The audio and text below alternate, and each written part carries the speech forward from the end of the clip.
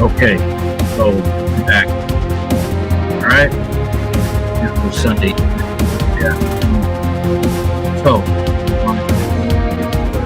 U.S. government can't wrong type of thing. Get into how serial killers being truck drivers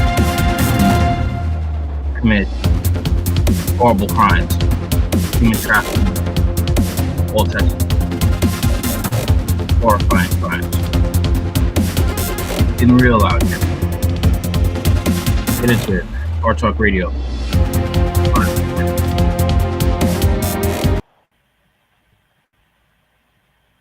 Fair use.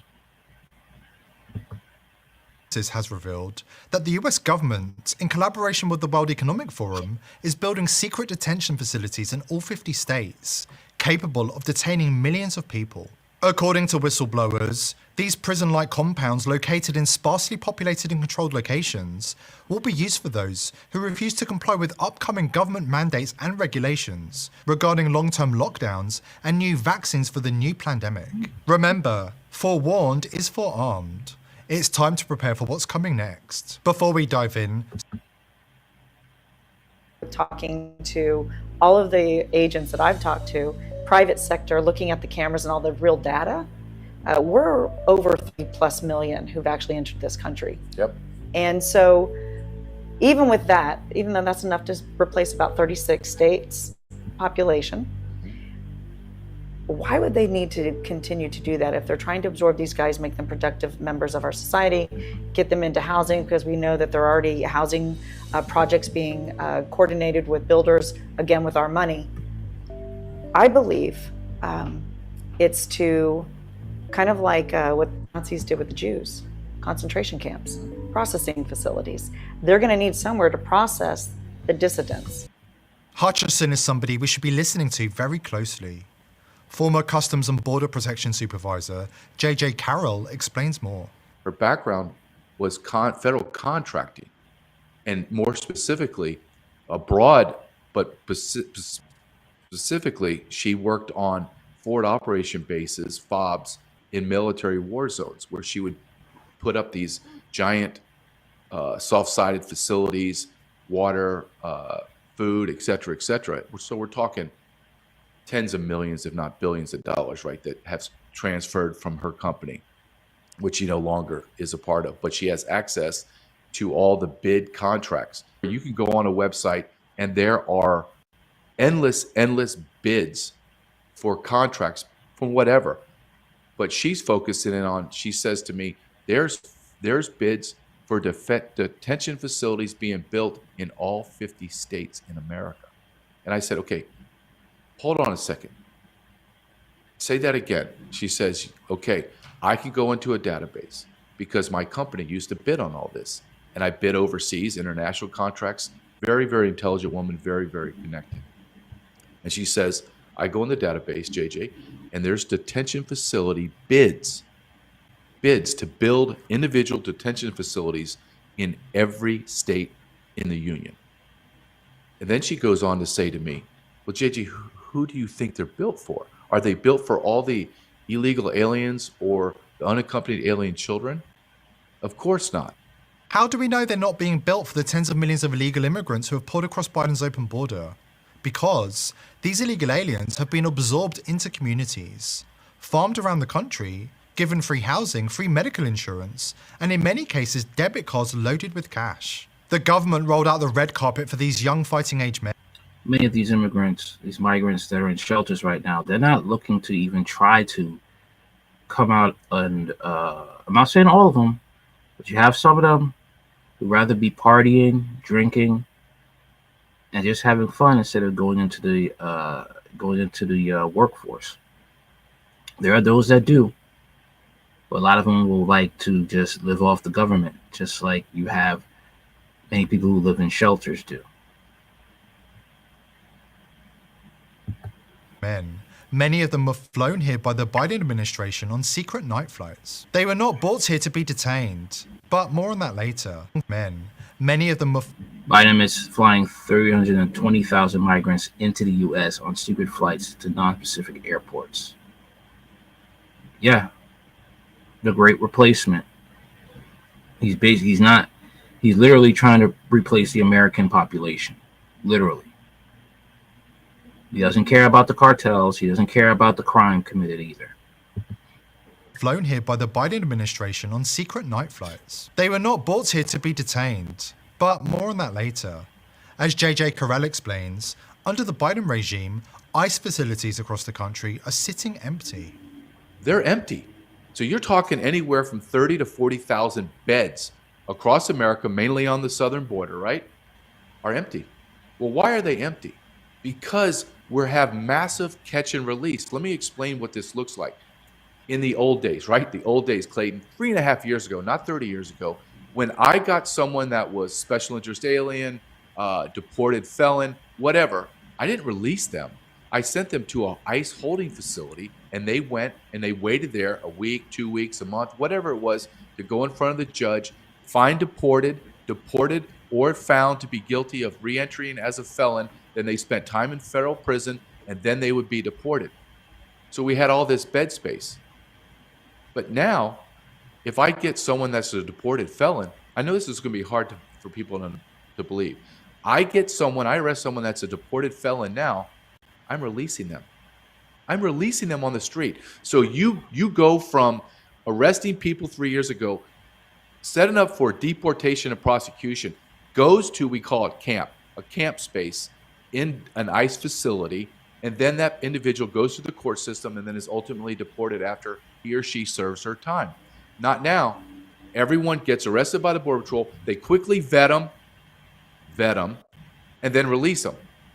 Just release them. We just had 8, I'm going to mispronounce it, Kyrgyzstanians, 8 of them that crossed the border, were vetted and released. Now we find out they were actually ISIS terrorists. ISIS terrorists that were released into New York, LA, and other cities and states in the U.S. Okay? This is what we're dealing with. They want to have us in so much trouble that we will run to the Republican side. Okay? It's just a script. The Democrats do their part in turning the country into crap. Then we go begging for the right to save us, but they're just as bad. Okay, we will give you order, but we're going to have it's going to be to the point where we're going to have social credit systems, surveillance cameras everywhere, spying on you through your laptop, which they already are doing, or whatever electrical device they have. And, that will be the new order system. Order out of chaos. And it's both sides. So unfortunately, very few people are going to wake up and see that this left-right paradigm is just meant to divide and conquer. As I said before, this country has been around for so many years in the modern age, and we still only have 2 political parties. Other countries have more than 2 political parties that are thriving and that you could vote for. We just have 2, and both of them are bad. One party is said they're both corrupt in their own ways. And you have to choose between that. That's your choice.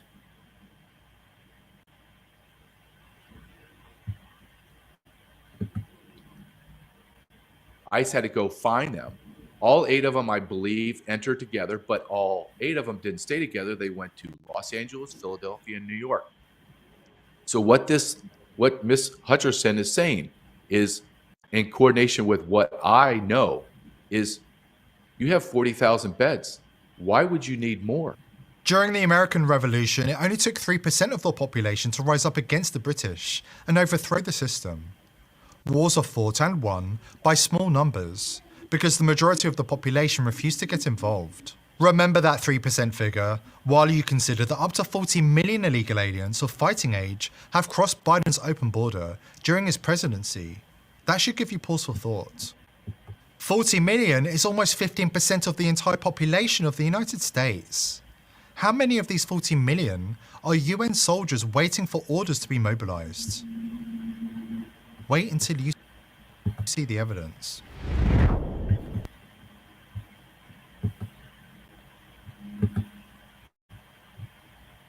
Performance in office, and what I mean by that is his legislative wins, what he's been able to do for the American people across the country. We're seeing these deep fakes, these manipulated videos, and it is, again, done in bad faith. According to the White House, you shouldn't believe what you can see with your own two eyes. George Orwell must be rolling in his grave. That's as far as I'll go. But you know what's going on here. All right? You know what's going on. You know the fact of the matter is that people, this country is slowly turning into a fascist society, and they are getting their foot soldiers. The elite are getting their foot soldiers. All right? And people have to start stocking up and learning to protect themselves, especially in the cities where it's cramped. Okay, where food will be scarce. Okay,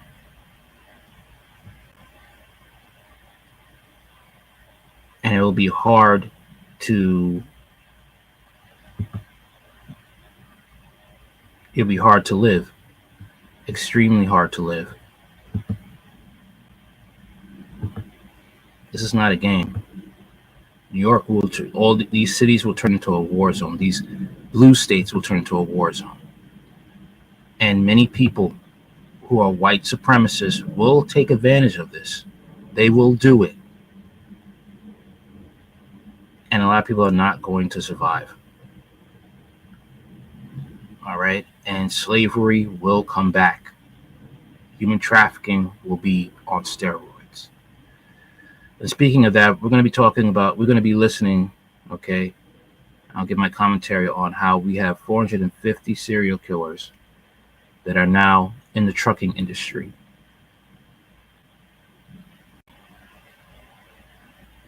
$450. Let's get into it. Fair use.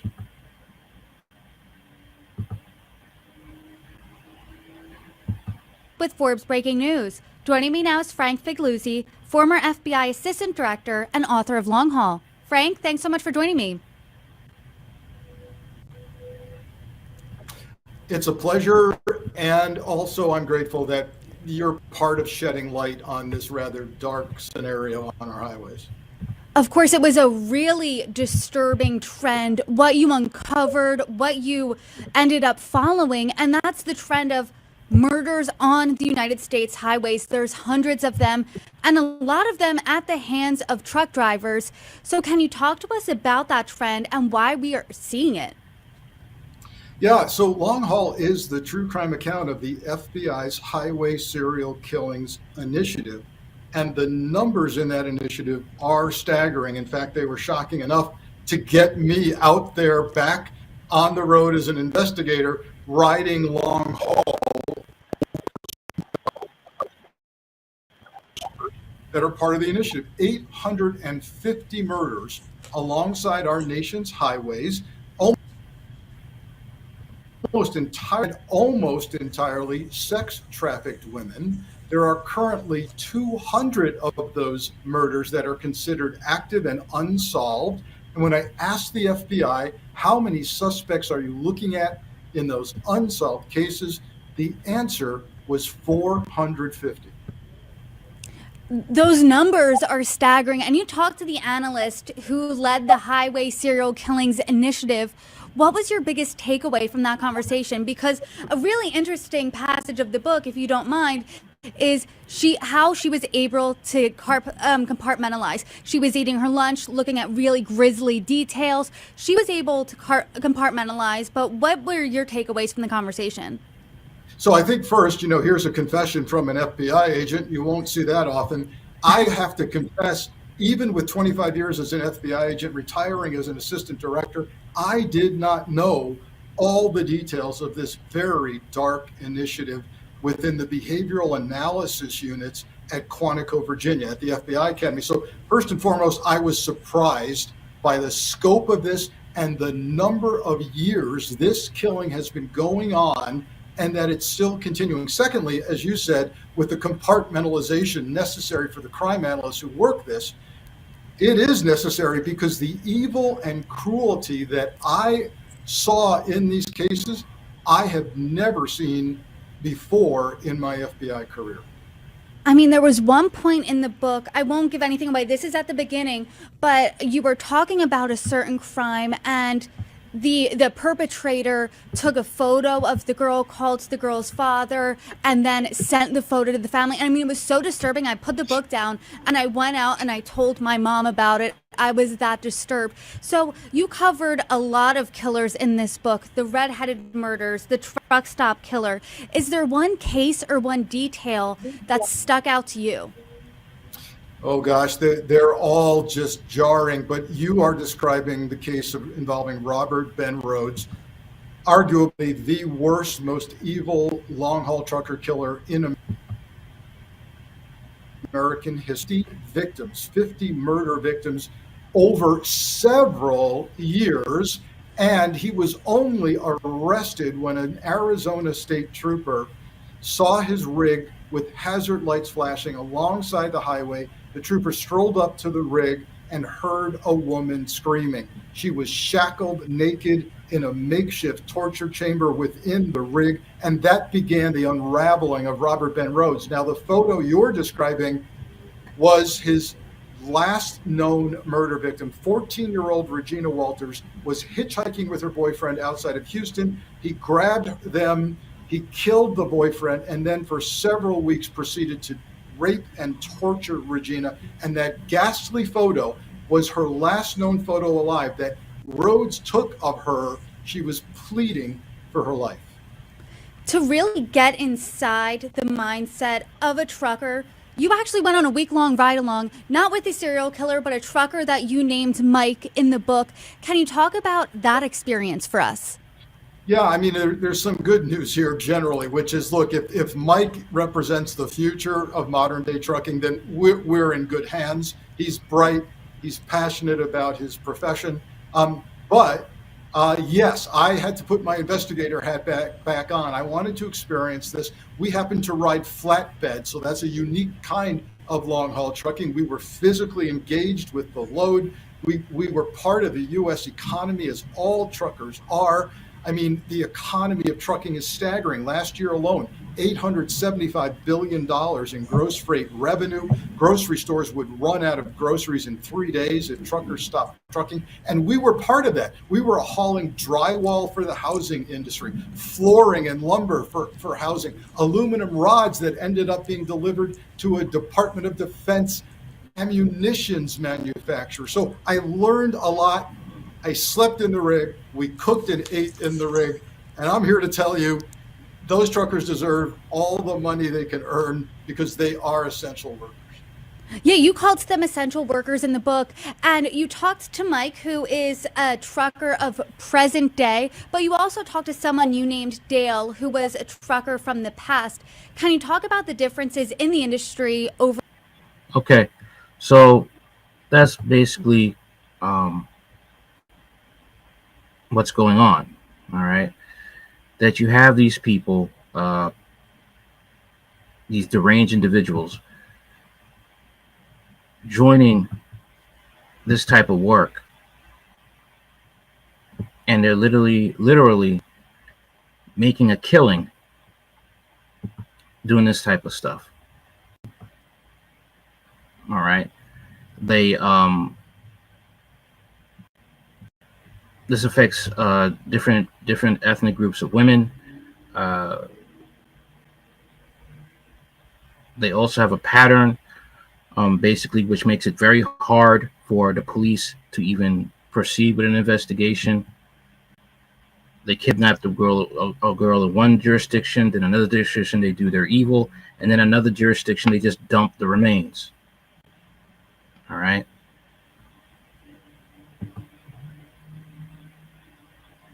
And it's a very, very horrible thing. But this is what's been going on. Okay. Over 850 murders linked to long-haul trucking. FBI, 25 trucker serial killers in prison, 45 plus suspects investigated. All right. At least 850 murders across the United States over the past few decades are believed to be connected to the long-haul truck drivers, according to the FBI's Highway Serial Killings Initiative. Frank Gazzolini, a former FBI assistant director for counterintelligence, said Wednesday on News Nation. Elizabeth Vargas reports that truckers who spend most of their time on the road are often the suspects. The FBI initiative helps link murders that initially seem unrelated but follow a pattern of female victims, many involved in prostitution or sex trafficking, being picked up at truck stops, sexually assaulted, and then killed, with their bodies dumped in different locations. The FBI is confident the 850 killings are the work of serial killers.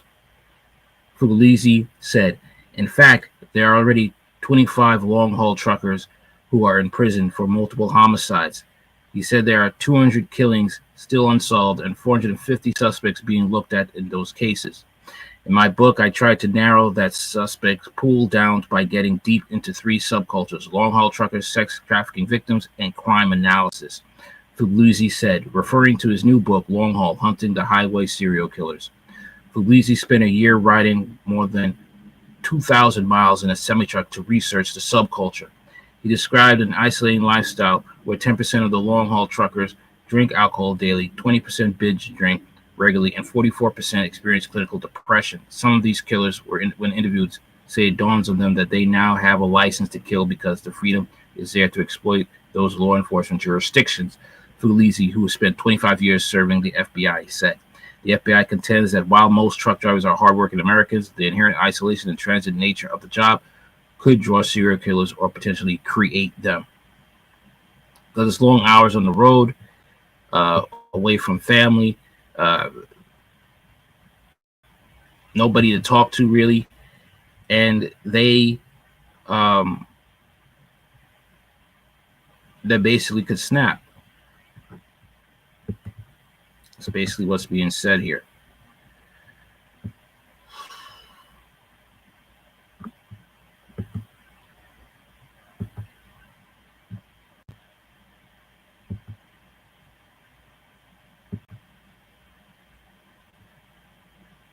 Something I feel like I read something straight out of a script from a horror movie. I feel like I read that. Okay. West has a plan to replace Zelensky, Russian intelligence. The Ukrainian leader will be scapegoated for the country's inevitable military defeat, SVR agency predicts. The U.S. and its allies will sacrifice Vladimir Zelensky, who is entirely dependent on their support. Without any qualms, the Russian Foreign Intelligence Service, SVR, has claimed in a statement, according to TASS, Moscow considers Zelensky to be a usurper since his 5-year presidential term expired in May. President Vladimir Putin has argued that under the Ukrainian constitution, the parliament remains legitimate and presidential authority should have passed to its speaker when Zelensky's term ended. However, officials in Kyiv have conspired to keep Zelensky in place. It is becoming increasingly evident that the White House will soon shut down Project Zelensky, the SVR stated on Thursday. It believes Zelensky will be used as a scapegoat once Russia solidifies its successes on the battlefield, and exhausted and demoralized Ukrainian troops find themselves with no way out. Once Zelensky is of no use, the White House will throw him on the trash heap of history with no second thought and replace him with another Ukrainian politician whom it considers suitable to negotiate a peaceful resolution of the conflict with Russia. Yeah, because they can't keep shoving money to the Ukrainian government. They can't just keep funneling it. All right. Eventually, it has to stop. And Ukraine is not winning this war. It is not. Even Ukrainian soldiers hate Zelensky's guts. They're suffering from many diseases due to cold exposure. He has a very toxic view in the eyes of many of the Ukrainian people. You're enlisting people with Down syndrome to fight for Ukraine. A whole bunch of things. All right. And it's already been exposed as a country that supports neo-Nazi beliefs. Retired General Valery Zalsunis, the former top commander of the armed forces, is a likely candidate, according to the SVR. Russian intelligence agency dismissed as comical Zelensky attempts to convince foreign audiences that a Ukrainian military victory over Russia was possible. People are still to this day still think that Ukraine can win against Russia, which is insane. Putin's analysis, which he outlined last week, is a keynote speech on Russian foreign policy, is that Zelensky remains of use to foreign sponsors. He can issue and enforce several policies, which would be highly unpopular among Ukrainians that would otherwise help Kyiv to prolong hostilities with Russia. He will then have to take the blame for those decisions, Putin predicted. The president noted that any agreements signed by Zelensky with foreign nations after May 20th, such as the recent bilateral 10-year security deal with the U.S., can easily be discarded by other parties, since he no longer has any legal authority to represent Ukraine.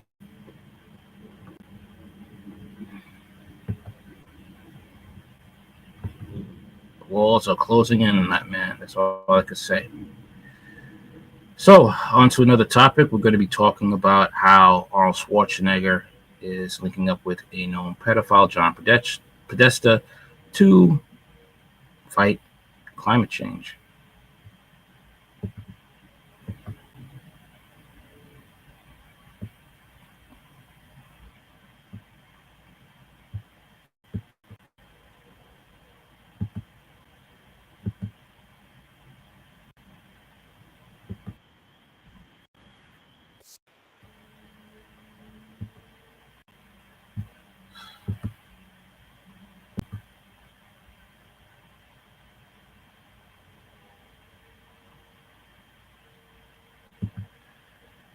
All right, let's go. We want to do the same thing here. We want to communicate the right way. I think this whole climate change dialogue is not going to work. I think this has been used for the last few decades. I think we should address it directly, what it is, which is pollution. We want to terminate pollution. That is the message we should go and get out there. And I think that it doesn't matter if it's the Chinese or the Russians, whoever it is, we maybe don't agree with them, but we all have to bring them in and we all have to work together with them.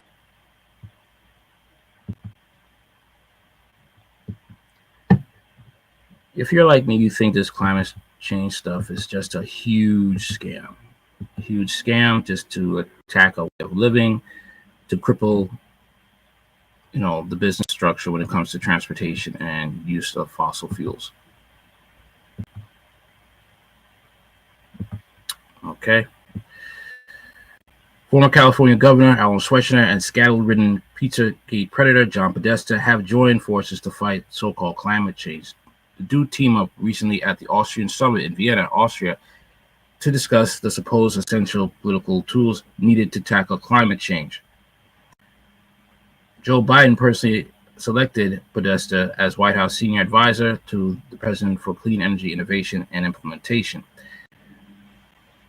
Podesta will oversee the implementation of $370 billion worth of the climate change provisions included in the Democrats' Inflation Reduction Act, which Biden signed in August. The scandal-plagued Democrat operative will also chair the president's National Climate Task Force in support of this effort. The White House said in a statement, "We are fortunate that John Podesta will lead our continued innovation implementation," Biden said in a statement. His deep roots in climate and clean energy policy and his experience at senior levels of government mean we can truly hit the ground running to take advantage of the massive clean energy opportunity in front of us. Hillary Clinton's former campaign manager also served as chief of staff to former President Clinton and was top climate advisor to President Obama. In an interview with the New York Times, Podesta said he intends to focus on transforming America away from oil and fossil fuels. Okay. The Schwarzenegger Climate Initiative posted on social media. Join us for the fireside chat with John Podesta and Arnold Schwarzenegger and Eleanor Viet as they discuss the essential political tools needed to reach our climate targets. With environmental legislation under attack, this panel delves into the importance of frameworks like the European Green Deal and the U.S. Inflation Reduction Act in addressing challenges. Don't miss this crucial conversation. During the summit, Schwarzenegger expressed his delusion with the previous environmental summits. I've been to environmental summits all over the world for the last 2 decades. But after all the agreements and celebrations, the pollution keeps going up. His vision of the world without fossil fuels seems like more of a fantasy than a feasible future. I see a world where fossil fuels are actually a fossil, a relic of our past, left to history, a world that chooses the future instead of the past, a world where solar and wind and water batteries and clean nuclear power have replaced coal, oil, and natural gas. Look, solar power is great, okay, but here's the thing. Are the skies always sunny to show that the amount of sunlight needed to generate power? Wind energy, how often does the wind blow in parts of the United States for, wind to generate energy to power certain vehicles and things that we need for everyday life in our modern society? I don't see it. This statement overlooks the fact that fossil fuels currently provide affordable and reliable energy for billions around the globe. The proposed alternatives are not yet capable of meeting our global energy needs without causing significant economic harm. In an interview with MSNBC, Schwarzenegger and Podesta detailed their stance on the so-called climate crisis, further pushing their globalist agenda. Yeah, because basically this is about destroying, okay?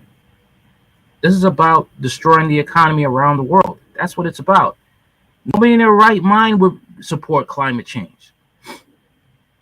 Yeah, help keep cleaner oceans, have more restrictions to make sure there's no pollution in the environment. However, reality is you can't really depend on solar and wind energy to stabilize a global economy.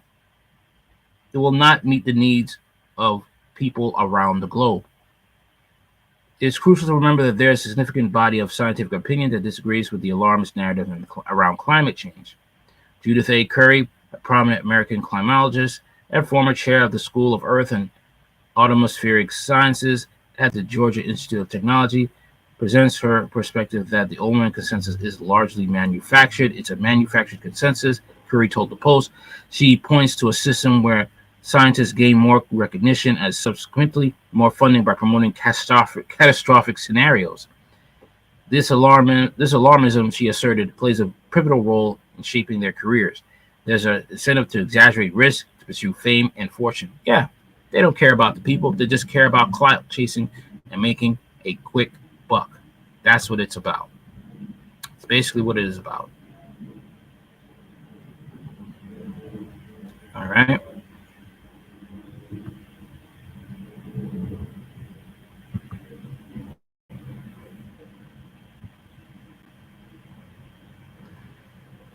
So let's talk about what's going on right now with the shooting, okay, in Arkansas, in Arkansas. Let's talk about that.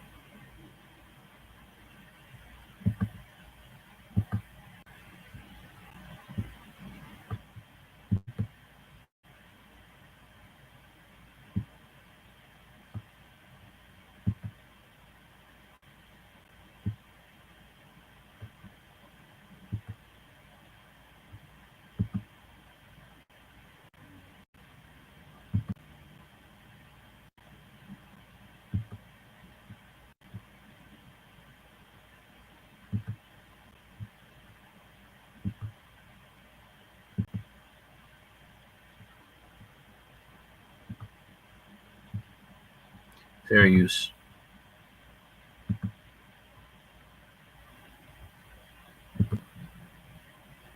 Damn! Oh my God, baby. There's somebody over in the goddamn Mad Butcher parking lot shooting a goddamn shotgun. They done went in the Mad Butcher shooting motherfuckers. He trying to shoot the police. Out here. Carissa's over in the goddamn Dollar. We are live here at Mad Butcher in Fordyce, and there is a shooting going on.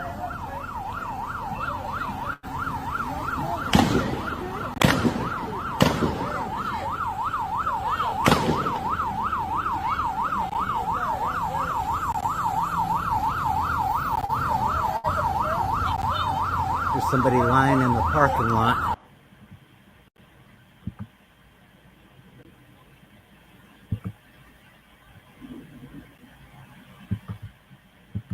Trying to show you a little bit of that I could get away with. Okay.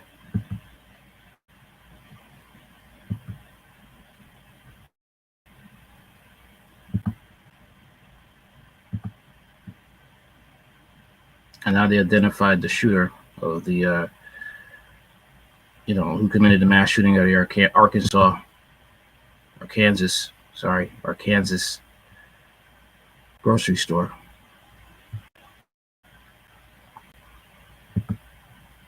Fair use. This man, Travis Posey, as the suspected gunman. More than a dozen were injured, including police, with 3 community members dead.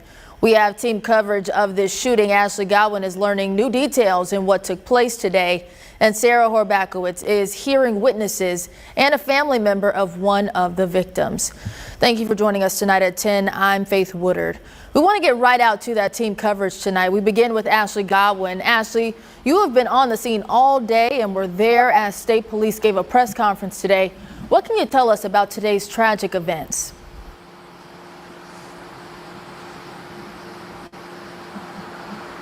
Faith, it is a heartbreaking situation to be reporting, and all day we've heard from people talk about their concern and just shocked that something like this could happen here in Fordyce. Now, like you said, Travis Posey, he's 44 years old, has been arrested in connection to this shooting. He's charged with 3 counts of capital murder, and police say additional charges should be expected. He is in custody in jail right now. We still don't know why he decided to come to the grocery store in Fordyce and shoot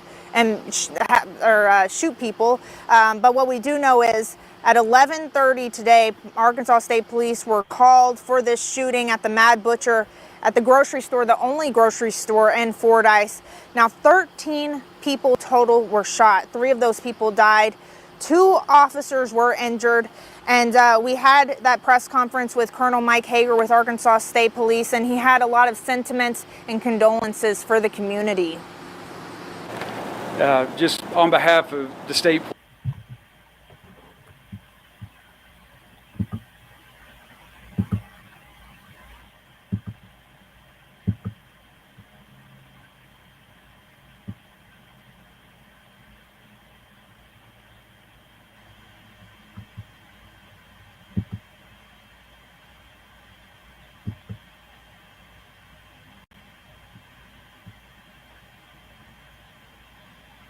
It's insane what's going on. We had a lot of shootings this month in June. A lot of shootings.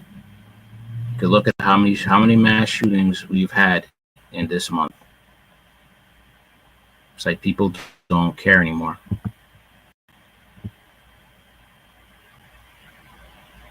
Okay, our Kansas grocery store shop hid in freezers during gunman's rampage as 4th victim ID'd as 81-year-old.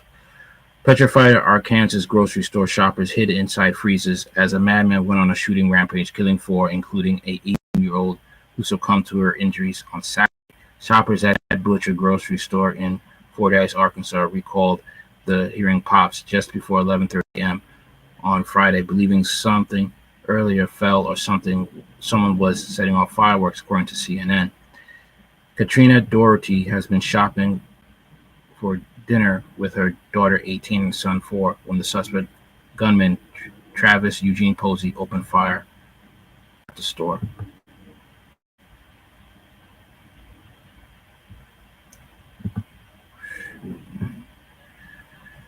The 39-year-old mother is in a separate aisle from her children at the time, but reunited with them as they raced along other shoppers to find shelter in the back of the store, where 2 employees assured them inside a freezer. We ran into there really fast. We still heard gunshots keep going off, Katrina Doherty told the outlet. It was like slow motion. My daughter was like, "Mama, pinch me. This can't be real." And I was like, "Baby, it's real." Doherty recalled hearing 9 to 10 rounds go off before finding shelter in the storage unit where the group huddled in a panic mode. bracing cold conditions, not knowing what was happening outside. We were just sitting there praying. She said, I was in panic mode. My son about to freeze to death. We tried to get him quiet, but he was saying he wanted his daddy. It felt like we were there forever. Dorothy and the rest of the shoppers remained inside the freezer for roughly 15 minutes until police came in and escorted them out. She was then reunited with her 15-year-old twin daughters, who were waiting in the car outside, and ducked down when the gunfire rang out.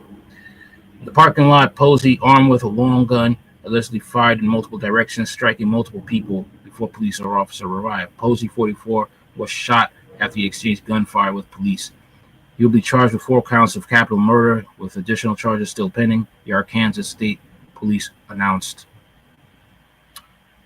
Posey was treated for non-life-threatening injuries and released to Arkansas State Police, is being held in Cochise County's detention center. He is expected to appear in court on Monday. Shirley Taylor, 62, Kelly Weems, 23, and Roy Sturgis, 50, were all identified as the civilians killed in the shooting on Friday. Ellen Shrum, 81, died on Saturday evening.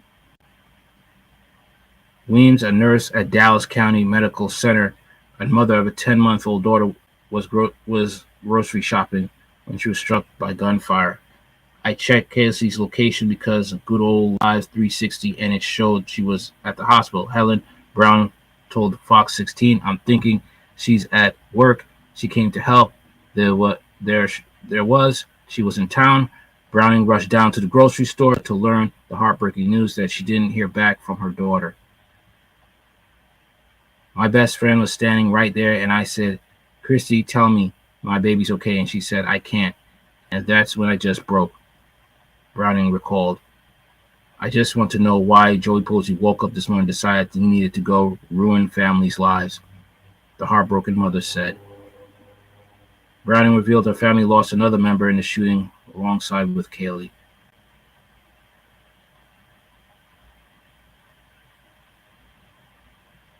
Damn.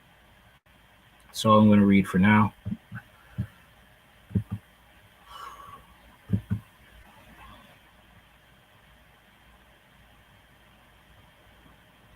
It's insane what's going on. All right. Now we'll be talking about the migrant situation, what's going on here.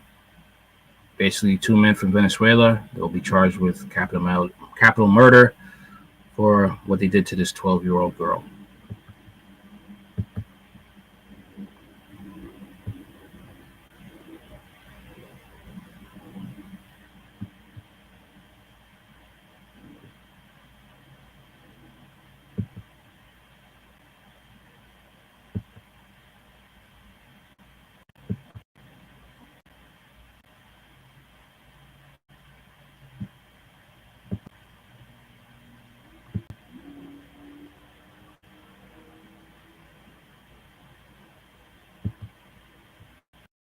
Fair use. Conference of investigators involved with that investigation regarding the 12-year-old girl whose body was found. Police announcing the arrest of 2 men in connection with that crime. For more, we're joined by Fox 26 Houston reporter Jonathan Mejia. He is joining us live now. And Jonathan, I understand that you spoke with Jocelyn, the victim's family. That's right. I spoke with the mom, and she is just dealing with the difficulties and the realities that she no longer has her daughter alive. But today, this afternoon, hours ago, Houston police and Houston Mayor John Whitmire gave horrific details of the crime scene that they saw when they found 12-year-old Jocelyn's body here near this creek. Now, we know that 2 Hispanic men are now being charged with capital murder. Hearing that the gentlemen that were in these surveillance videos, that they have been found and they've been caught and they've been taken in for questioning, it was the greatest news to hear this morning, to be woken up with. The last few days have been surreal for Alexis Nungary and her family. Her 12-year-old daughter, Jocelyn, was strangled and her body left in the creek. It's just like, still just doesn't register. Just, I can't believe it's her. And it'll take some sinking in. In a multi-division operation led by Houston police, 21-year-old Johan Jose Rangel Martinez and 26-year-old Franklin Jose Peña Ramos, both Venezuelan natives, are now charged with capital murder. Charges have been filed. Now we want the justice system to do its job. If there was ever a circumstance where you do not give someone bail, this is it. Investigators did not go into specifics on how the suspects and Jocelyn met or how Jocelyn died, only offering that those details are still being investigated, but they have submitted for a sexual assault kit to be completed. Suspects seen meeting the victim and talking for a few minutes while they were on Kirkendall. Later, the suspects and the victim walked together to a convenience store. After a few minutes, all three together walked to a bridge where ultimately Jocelyn was murdered. Police say the men have been cooperative, and so has the family of Jocelyn's 13-year-old boyfriend, who was the last to speak to her on the phone. Alexis says if she could have that night back, she would have hugged her daughter and never let go. I would have stayed up with her. I would have just lacked sleep. The country's falling apart, man. The country is falling apart.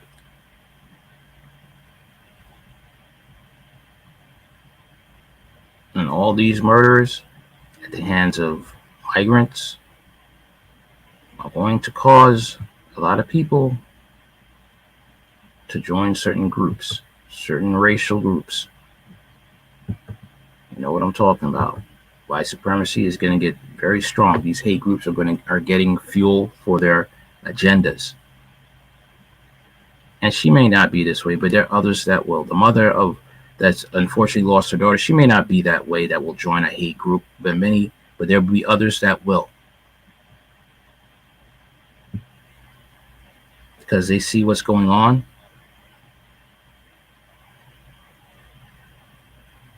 And they're not going to just idly stand by and deal with these policies that Biden has put in place that is allowing migrants to run wild.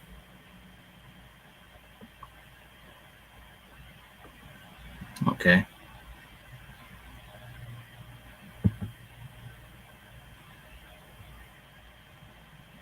It's getting so bad that even Secret Service agents are not safe.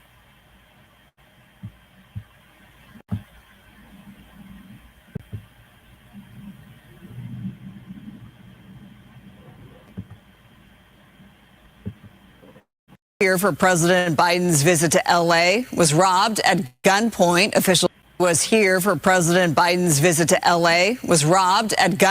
Officials say the agent had just finished work when the armed robbery happened. Let's go live to Fox 11's Ed Lascos in Tustin tonight with the latest. Ed? And Marla, all of this going down in this quiet upscale community. And if that's not enough, the neighbors now finding out that the one firing the gun shooting is a federal agent, a Secret Service agent. Watch. Gunfire in the affluent Tuscan Fields community off Edinger Ave. We now know it is an armed robbery and the target, a federal agent. The community here is really shocked. They're just really surprised because it's a very quiet neighborhood and nothing really happens here. You know, we get the occasional porch pirate. Only this is no porch pirate, and the victim is no helpless neighbor. It is a U.S. Secret Service agent, robbed at gunpoint. We found out that it was like a Secret Service agent. It was like a shooting or something of that nature. That'd be crazy. Yeah, it was really strange, really crazy. And it gets even crazier. That kind of is embarrassing, to be honest with you. That is embarrassing. A Secret Service agent getting robbed. I mean, I don't know. The job may be in question, but I mean, he's human. You know, they're not supermen, you know, or superwomen. But it is embarrassing nonetheless. There is gunfire. The agent is the one who opens fire on the robber. I'm certainly glad it was him instead of me. At least he had the ability to take some defensive action. These orange cones now turn to evidence markers placed on the ground by the spent shell casings. Count them, 1, 2, 3, 6 of them in all. Definitely heard a lot of, I thought it was fireworks because it's almost 4th of July. And it was maybe about 5 or 6, I thought, shots that I heard. Not sure if the robber is hit, he grabs the agent's bag and then drives off in his getaway car. Here it is from nearby security cameras. It is a 2004-06 silver Infiniti FX35. The Secret Service now out confirming it is one of their agents, but not the ones assigned to the protection detail for President Biden's L.A. visit last Saturday. Instead, the agent involved in the shooting, off duty at the time, returning from an assignment. Still gunfire here and from a Fed, more than leaving its marks.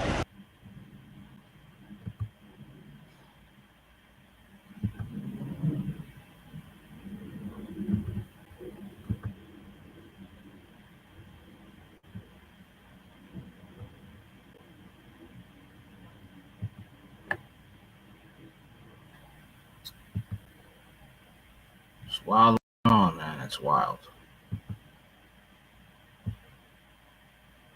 Now we're going to be talking about charges of 7 coyotes involved in the South Bexar County human smuggling operation. Let's get into that right now.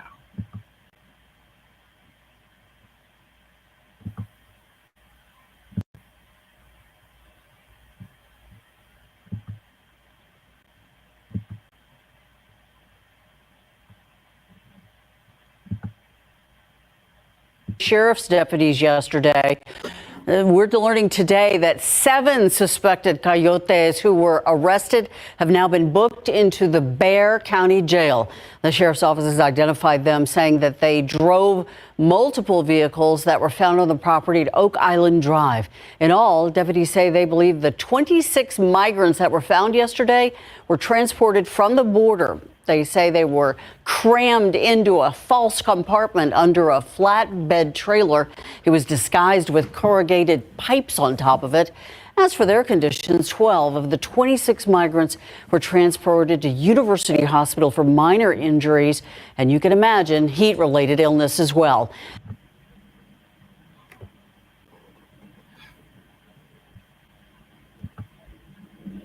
Like I said, all this is happening, all right?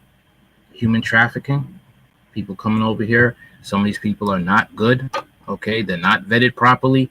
They are not screened for diseases, criminals, and there are going to be a lot more parents losing their children to migrants who are animals. I'm not talking all migrants, but the ones that they're not being checked at the border properly. All right.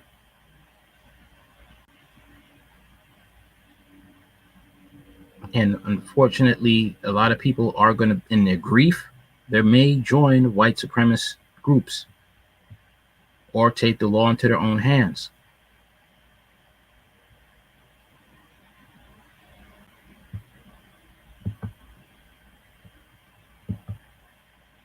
A lot of wars are going to be started against this.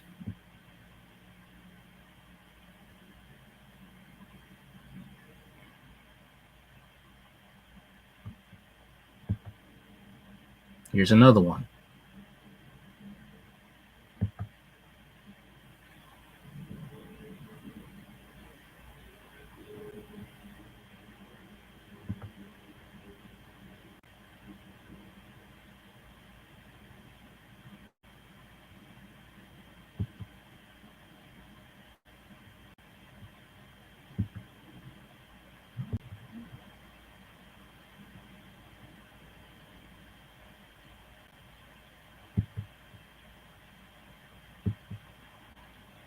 Searched for him. Fox 45's Mackenzie Frost continues our team coverage looking into how a wanted criminal was able to travel all across the country undetected. There are a lot of questions still unanswered surrounding the suspect himself. Victor Antonio Martinez Hernandez, a 23-year-old from El Salvador. But before we get into those unanswered questions, let's first start by building a timeline of this suspect's border crossing history based on information we have from ICE. He was first apprehended by Border Patrol agents here in New Mexico on January 19th, 2023. He was expelled to Mexico that very same day, but just a few days later, he was picked up again, this time near El Paso, Texas. And just like the last time, he was sent back to Mexico the very same day. On February 6, 2023, he was picked up again near the same town in New Mexico. And just like the other two instances, he was again sent back to Mexico the very same day.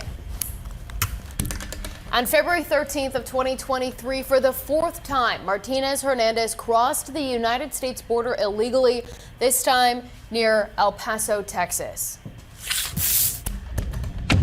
And in March of 2023, police say Martinez Hernandez was the suspect in a home invasion and an attack. They allege that he attacked a woman and a 9-year-old girl inside of a home in LA. This image is from security video showing the suspect leaving that home.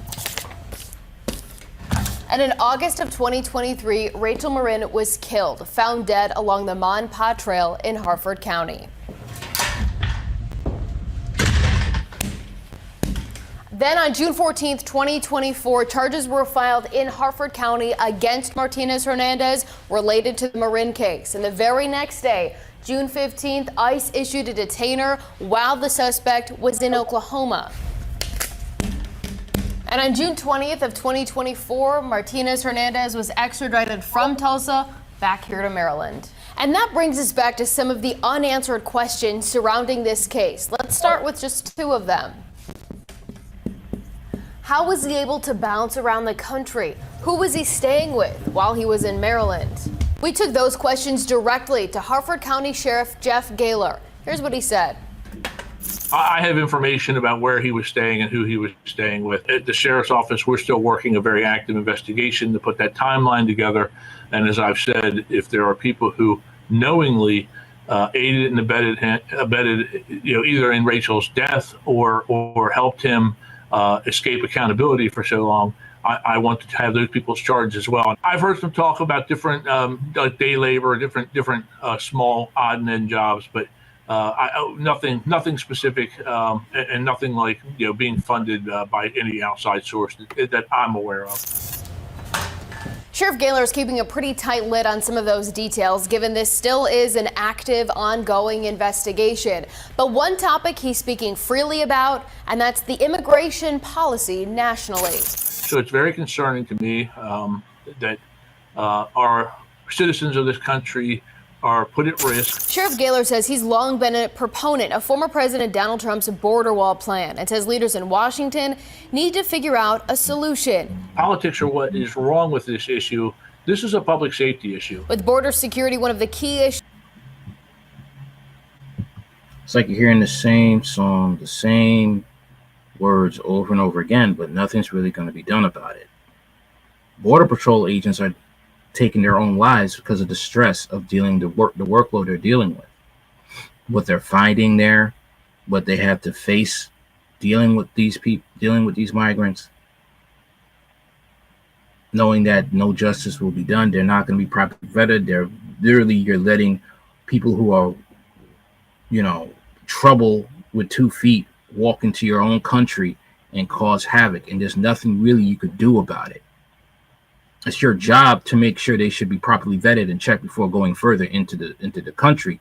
But due to political nonsense, they can't do their jobs. And unfortunately, that's what goes through their minds. All right.